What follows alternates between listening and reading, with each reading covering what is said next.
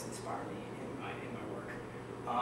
And then the introduction and the conclusion were written in iambic pentameter because I wanted to provide some austerity to those specific sections of the poem.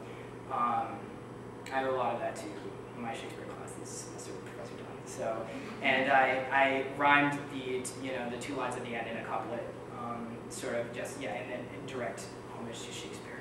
And in the first part of the poem, I separated the 2 sections. There was a quick sort of bullet point, almost police report-like description of the events of that day from Mohamed perspective, and that was juxtaposed with long narrative about his life in sort of biographical fashion.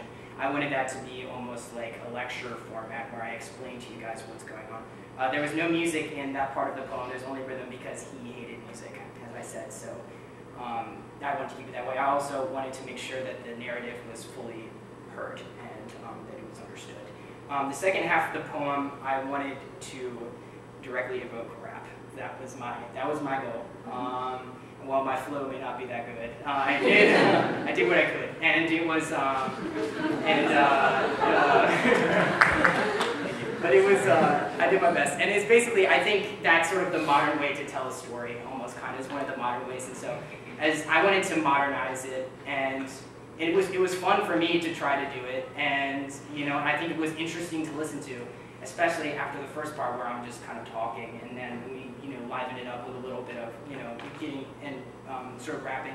And I wanted this part to go very quickly because that's how everything was happening on that day. People didn't understand what was going on. All this stuff was going on, and so I hope that I obviously want you guys to understand, but I hope you maybe lost some of the words. So because it was because that's how it felt to be out there, and so I wanted to encapsulate that in my prose. So that's sort of how that evolved. In terms of what I kept from Homer, I guess would be there was one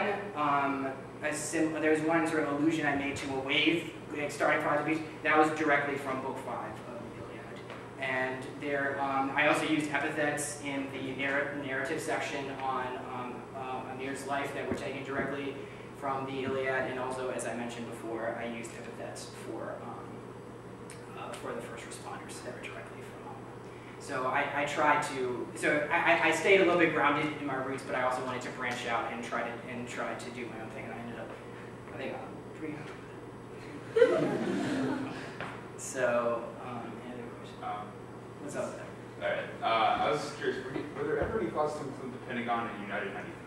I thought about that, but I wanted the work to be long enough to, I wanted it to be long enough to do the form justice, but I wanted it to be short enough to where nobody would leave. So that's the struggle. So and I wouldn't pass out. So that's the goal there.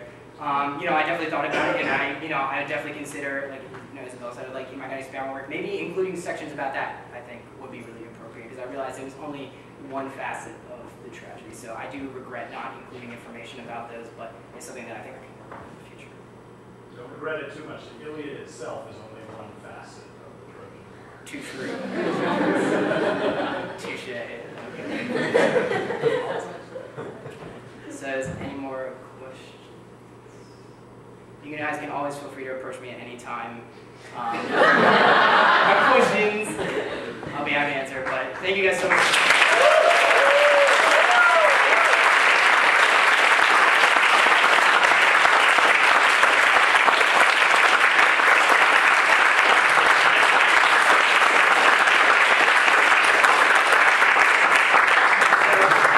Wants to receive a copy of the poem or the paper that I wrote about the poem, you can sign your name up on the list right now. So thank you very much.